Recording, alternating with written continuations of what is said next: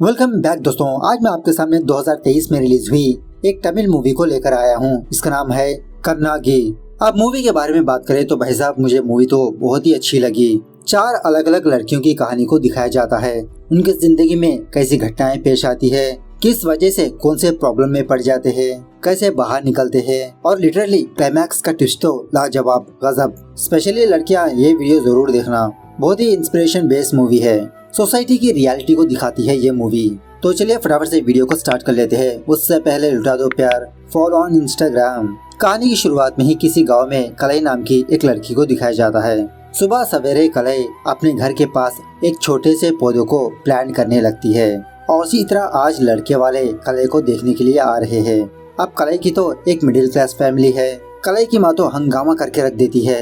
कलई के फादर से कहने लगती है कि अभी तक तुमने स्नान क्यों नहीं किया, चलो फटाफट से जाके स्नान कर लो, ये लाओ वो लाओ। अरे कलई तुम बैठे बैठे यहाँ पर क्या कर रहे हो, जाओ जल्द से जल्द जाकर स्नान कर लो। लड़के वालों ने कहा वो निकल चुके हैं, सारी चीजें तैयार रखना। अब कलई की जिंदगी में ऐसा पहली बार हो रहा होता है, मतलब लड़के वाले कलई को देखने के लिए आ रहे हैं। कलई थोड़ा सा घबराई सी होती है और इसी तरह इसके मन में थोड़ा एक्साइटिंग भी होता है। खैर फाइनली कलई रेडी शडी होकर लड़के वालों के सामने आती है। जब वो लड़का कलई को देखता है बस उसे ही देखता रह जाता है। उस लड़के को कलई से प्यार हो जाता है। थोड़ी देर के बाद बड़े बुजुर्ग इन दोनों को घर के पीछे जाने के लिए कहते हैं, वही थोड़ा पर्सनली बात करने के लिए। थोड़ा खोपचे में आने के बाद वो लड़का शर्माते हुए मुस्कुराते हुए कलई से कहने लगता है कि आप मुझे बहुत पसंद आ गए, शादी करूंगा तो मैं आपसे ही करूंगा। इस तरह से वहाँ से भाग निकलता है। खैर लड़के वाले जाने के बाद कलई की फ्रेंड कलई के घर पर आती है और ये दोनों सोच में पड़ जाते हैं। एक्चुअली बात यह है कि कलई की माँ ने कलई को काफी सारी प्रिपरेशन करके रखा होता है कि लड़के वाले आएंगे, तुमसे काफी सारे सवाल पूछेंगे, चलने के लिए कहेंगे, बैठने के लिए कहेंगे, घूमने के लिए कहेंगे, डांस करने के लिए कहेंगे, गाना गाने के लिए कहेंगे।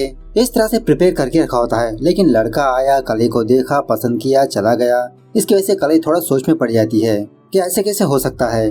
खैर उसी रात सोते समय कलई की माँ और कलई के फादर के बीच एक छोटा सा झगड़ा होने लगता है। बात यह है कि आज जो लड़का कलई को देखने के लिए आया वो कलई की माँ को पसंद नहीं आया।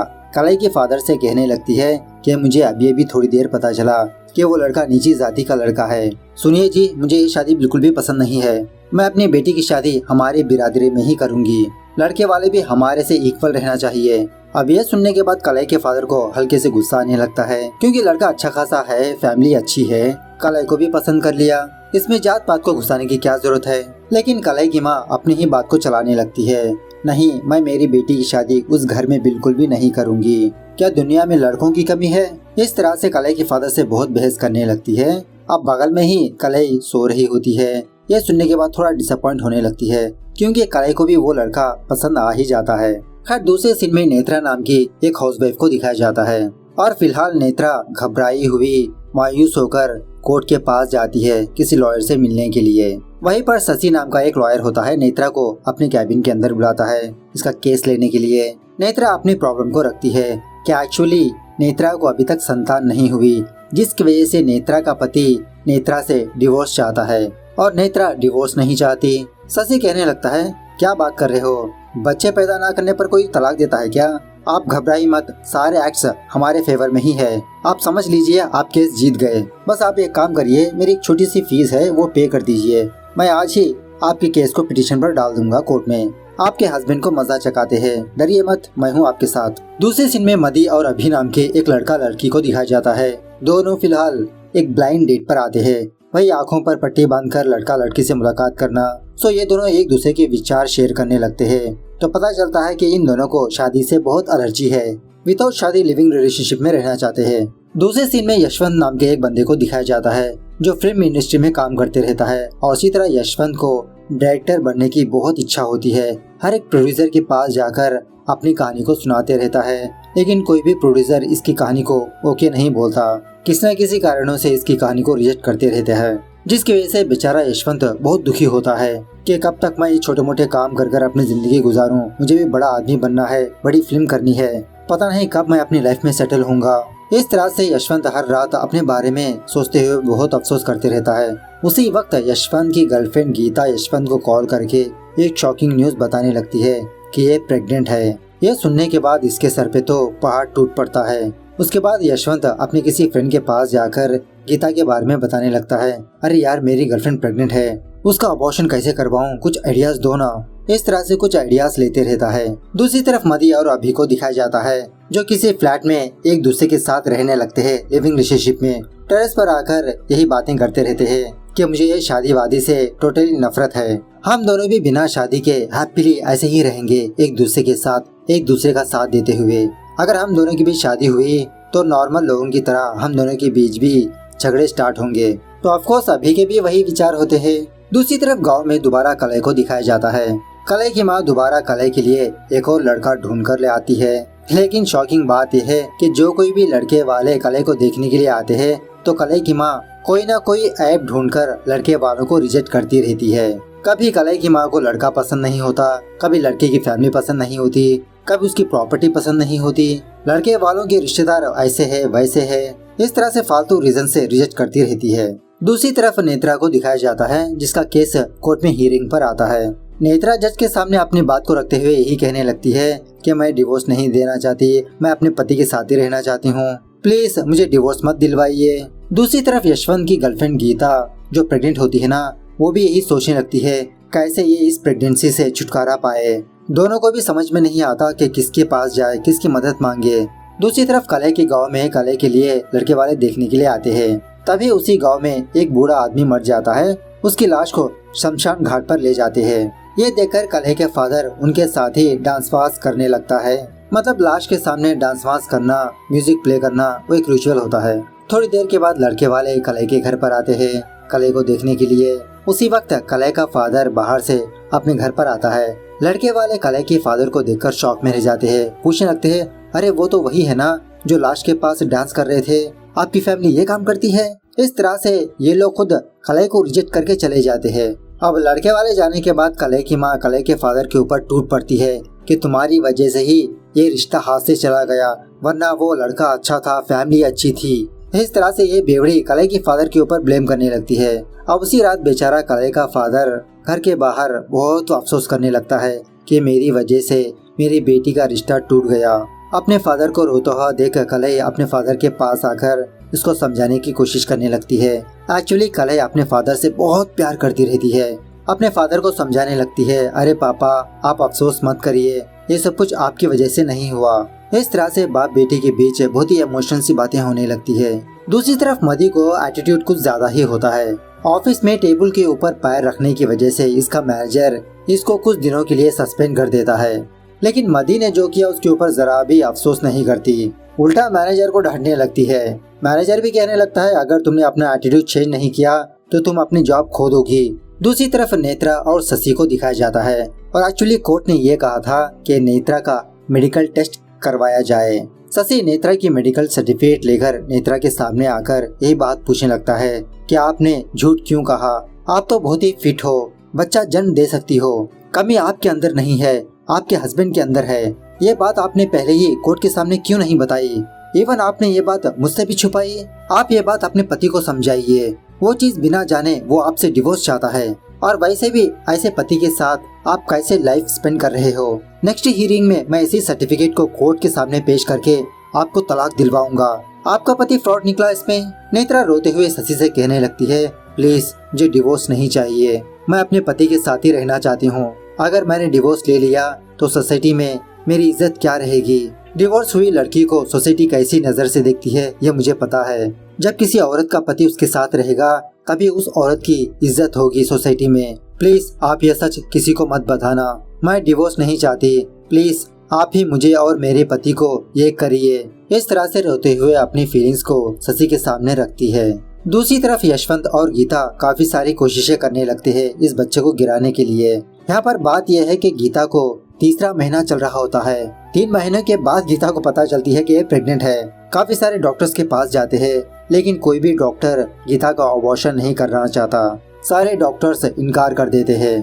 दूसरी तरफ नेत्रा का केस दोबारा कोर्ट में हियरिंग पर आता है। नेत्रा का लॉयर शशि काफी सारी कोशिशें करने लगता है कि नेत्रा को डिवोर्स ना दिलवाए, लेकिन अपोनेंट लॉयर नेत्रा के हस्बैंड की डिफेंस करने लगती है कि नेत्रा के अंदर ही कुछ कमी है इसलिए वो बच्चे जन्म नहीं दे सकती। और उसी तरह नेत्रा अपने पति के साथ भी ढंग से नहीं रहती, उसका ख्याल नहीं रखती। इस तरह से वो लॉयर काफी सारे इल्जाम नेत्रा पर लगाने लगती है, झूठे सच्चे। नेत्रा को ही प्रेशर करने लगते हैं कि नेत्रा को कंपल्सरी डिवोर्स देना ही पड़ेगा। नेत्रा भरे कोर्ट में अपने ऊपर इल्जाम को देखकर सुनकर वो सारे कोर्ट के सामने बस ऐसे ही बाहर चली जाती है। थोड़ी देर के बाद शशि नेत्रा के पास आकर समझाने लगता है, अरे ये आपने क्या कर दिया, केस के दरमियान में ऐसे बाहर नहीं आते, जज ने मुझे डांटा। कहने लगता है कि आखिरी डिसीजन आपके हाथ में ही है, आप डिवोर्स चाहते हो या नहीं सोचकर बताइए मुझे। दूसरी तरफ मदी और अभी की जिंदगी बिंदास चलने लगती है, घूमना फिरना कांड वांड करना, हैप्पीली एवर आफ्टर। एक दिन ये दोनों किसी पब में जाकर बस ऐसे ही चिल करते रहते हैं। तभी उसी वक्त शॉकिंगली अभी मदी को प्रपोज करने लगता है, रिंग देकर, विल यू मैरी मी। ये देखने के बाद मदी के तो होश ही उड़ जाते हैं।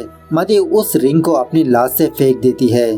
कहने लगती है कि पहले से हम दोनों के बीच समझौता हुआ था ना कि शादी वादी के चक्कर में हम दोनों नहीं पड़ेंगे। दूसरी तरफ कलई की जिंदगी में एक दर्दनाक हादसा पेश आता है। कलई का फादर बाथरूम में हार्ट अटैक की वजह से मर जाता है। अपने फादर की लाश को देखकर कलई टूट के बिखर जाती है, क्योंकि कलई पहले से ही अपने फादर से बहुत प्यार करती है। एक फ्रेंड की तरह था इसका फादर, अब वही फ्रेंड अब इसकी लाइफ में नहीं है। बिना कलई की शादी को देखे इस दुनिया से चला गया। इस तरह से इन चार लड़कियों की जिंदगी बहुत ही अलग होती है। कलई की शादी नहीं हो रही, नेत्रा की शादी हो चुकी है, लेकिन इसका पति इसको डिवोर्स चाहता है क्योंकि इनकी जिंदगी में बच्चा नहीं। एंड गीता बिना शादी किए प्रेग्नेंट हो जाती है और ये अबॉर्शन करने के लिए दर बदर भटकते रहते हैं। उसी तरह मदी शादी वादी नहीं चाहती, ये बस लिविंग रिलेशनशिप में रहना चाहती है। सिंपल से बात करें, जो चीज जिसको चाहिए वो नहीं मिल रही होती, जिसके पास जो है वो दूसरे के पास नहीं। खैर इसके बाद नेत्रा अपने पति से डिवोर्स लेकर किसी ऑफिस में काम करने लगती है और इसी तरह कुछ एग्जाम्स की प्रिपरेशन भी करती रहती है आगे की पढ़ाई के लिए। एक जान पहचान वाला बंदा नेत्रा की हेल्प करते रहता है और उसी तरह इस केस से नेत्रा और शशि के बीच अच्छी खासी दोस्ती हो जाती है। रेगुलरली इन दोनों के बीच मुलाकातें बढ़ने लगती है। शशि नेत्रा को भी सपोर्ट करते रहता है। दूसरी तरफ मधी और अभी अपने फ्लैट पर आकर दोबारा यही डिस्कस करने लगते हैं। मधी कहने लगती है कि अभी मैंने तुमसे ऑलरेडी कहा था ना, हम दोनों के बीच बात हुई थी ना कि हम दोनों कभी भी शादी नहीं करेंगे, शादी करेंगे तो प्रॉब्लम्स आएंगी। अच्छा तुम मुझे कुछ रीजंस बताओ कि किस लिए हम दोनों शादी करेंगे। शादी के बाद हम दोनों एक साथ तो रहेंगे, अभी भी रह रहे हैं, एक दूसरे से प्यार करेंगे, अभी भी कर रहे हैं, तुमको बच्चा चाहिए ना, वो भी मैं करके दूंगी। सिर्फ एक रीजन बताओ किस लिए हम दोनों शादी करेंगे। अभी कुछ भी बात ना करते हुए वहाँ से चला जाता है। दूसरी तरफ शशि नेत्रा को अपने घर पर लाता है, अपने फैमिली वालों से मुलाकात करवाता है। नेत्रा को देखकर शशि की माँ नेत्रा से कहने लगती है कि बेटा तुम जल्द से जल्द शादी कर लो। एक औरत अकेली जिंदगी गुजारना बहुत ही मुश्किल है इस सोसाइटी में। एक्चुअली शशि का फादर मिलिट्री में था और वो शहीद हो गया। शशि की माँ ने ही अपने दोनों बच्चों को बहुत ही मुश्किल से पाल पोस कर बड़ा किया, तो अपना एक्सपीरियंस नेत्रा के साथ शेयर करती है कि एक अकेली औरत को एक शादी की जरूरत है। खैर इसी दरमियान में नेत्रा और शशि ये दोनों एक दूसरे को लाइक करना स्टार्ट करते हैं। हल्के हल्के से इन दोनों की मुलाकातें और बढ़ने लगती है। दूसरी तरफ गांव में कलई की माँ कलई को लेकर कलई के अंकल के पास जाती है। उस वक्त कलई का अंकल कलई की माँ से कहने लगता है कि देखो बहना, मैं चाहता हूँ मेरी बेटी की शादी कलई के साथ कर दे, तुम भी मेरे बेटे को अच्छी तरह से जानती हो। इस तरह से कलई की माँ कलई के अंकल के पास जाकर रिश्ता पक्का करके आती है। घर जाते समय कलई की माँ कलई को यही बात कहने लगती है, लेकिन एक्चुअली वो लड़का एक वुमनाइजर होता है। कलई को बिल्कुल भी पसंद नहीं आता वो लड़का, लेकिन कलई की माँ कलई को इमोशनली ब्लैकमेल करने लगती है कि अगर तुम अब शादी नहीं करोगी तो कभी नहीं कर पाओगी, मेरे पास इतनी ताकत नहीं है दहेज में कुछ देने के लिए, तुम्हारे फादर भी इस दुनिया में नहीं रहे।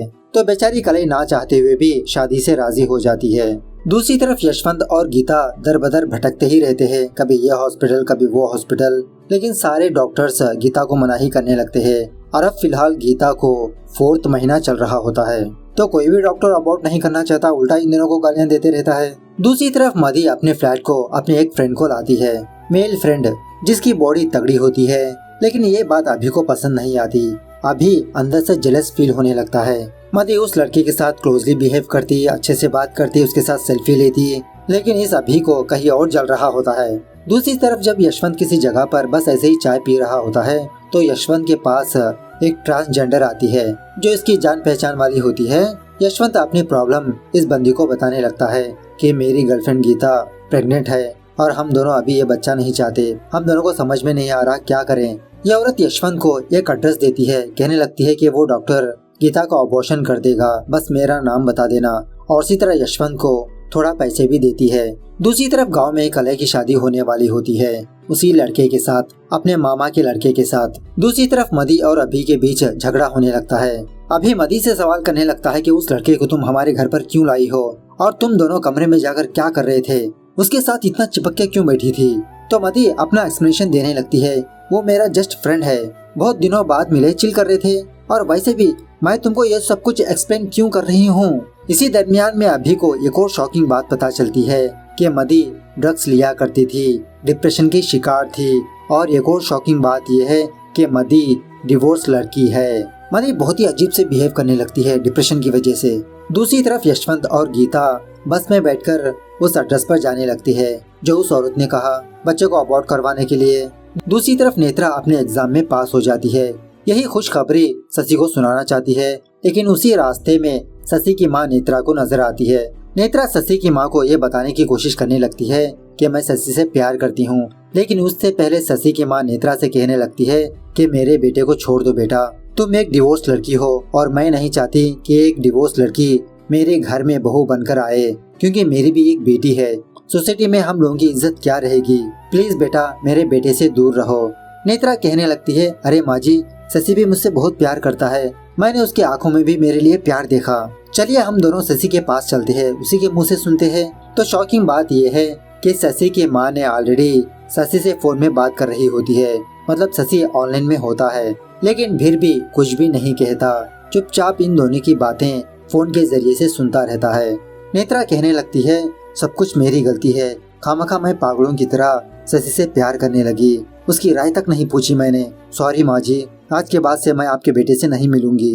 दूसरी तरफ जब कलह की शादी हो रही होती है तो कलह किसी और जगह पर बैठी होती है, गुमसुम मायूस। कलह को ढूंढते हुए उसकी माँ इसके पास आती है। पता चलता है कि एक्चुअली कलह को मेंसेस हुए है। अब शादी तो मंदिर में होने वाली होती है, कलह मंदिर में कैसे जा सकती है, लेकिन इसके बावजूद भी कलह की माँ कलह को मंदिर में ले जाती है, उसकी शादी करवा ही देती है। सोच लेती है चाहे जो कुछ भी हो जाए। इस तरह से कलह की शादी हो जाती है। दूसरी तरफ मदी अपने बॉयफ्रेंड से झगड़ा करके डिप्रेशन की वजह से किसी सड़क के पास आती है, ठान लेती है कि आत्महत्या कर लेगी, मतलब बेचारी टूट के बिखर जाती है। एट द सेम टाइम दूसरी तरफ गीता को किसी हॉस्पिटल में अबॉर्शन हो जाता है, और वो भी सेफली। और उसके बाद सीन प्रेजेंट डे पर शिफ्ट होता है। एक्चुअली ये 4 लड़कियों की कहानी कन्नागी नाम के एक ऑथर अपने किताब में लिखा होता है। किसी प्रेस मीट में कन्नागी इन 4 लड़कियों की कहानी एक्सप्लेन करने लगती है। तो 4 लड़कियों की कहानी सुनने के बाद वो लोग कन्नागी से यही पूछने लगते हैं कि आखिरकार उन चारों लड़कियों की कंक्लूजन क्या है। तो ये सवाल सुनने के बाद कन्नागी के पास कुछ भी जवाब नहीं होता, चुपचाप उस प्रेस मीट से बाहर आ जाती है। और यहाँ पर हमको एक शॉकिंग बात पता चलती है कि एक्चुअली वो चारों लड़कियों की कहानी अलग अलग नहीं है, वो 4 कहानियाँ कन्नागी की है। एक्चुअली कन्नागी का फादर यही चाहता था कि कन्नागी एक राइटर बने। पहली कहानी में कलह नाम की जो लड़की को दिखाया था वो और कोई नहीं कन्नागी ही होती है। जब कन्नागी ने अपने फादर को खो दिया तो इसकी माँ ने अपने मामा के बेटे से शादी करवा दी। उसके बाद इन दोनों के बीच झगड़े स्टार्ट हुए तो कन्नागी का हस्बैंड कन्नागी से डिवोर्स चाहने लगा। वही कहानी नेत्रा नाम की लड़की की थी। खैर कन्नागी ने अपने हस्बैंड को डिवोर्स देकर खुद के पैरों पर खड़ी हो गई। कुछ दिनों बाद कन्नागी किसी लड़के के साथ ब्लाइंड डेट करने लगी कि शादी नहीं करना चाहती, फैमिली बसाना नहीं चाहती। तो अभी नाम का एक बंदा कन्नागी की जिंदगी में आया, लेकिन कन्नागी प्रेग्नेंट हो गई। अबॉर्शन के लिए ये दोनों स्ट्रगल करने लगे। फाइनली कन्नागी का अबॉर्शन भी हो गया। इस तरह से कन्नागी अपनी खुद की कहानी 4 अलग अलग लड़कियों के जरिए से किताब में लिखा होता है। कलह, नेत्रा, मदी, गीता, सब कुछ यही थी। जिंदगी में इतने सारे मुश्किलात का सामना करने के बाद कन्नागी को फाइनली सक्सेस मिला। इसीलिए कहते हैं जिंदगी में कभी भी हार नहीं मानना चाहिए, सक्सेस कभी ना कभी जरूर मिलेगी। तो मूवी देखने के बाद आपको कैसी लगी मूवी कमेंट करके बताना जरूर। मिलते हैं अगली वीडियो में, तब तक take care, bye bye, see you soon.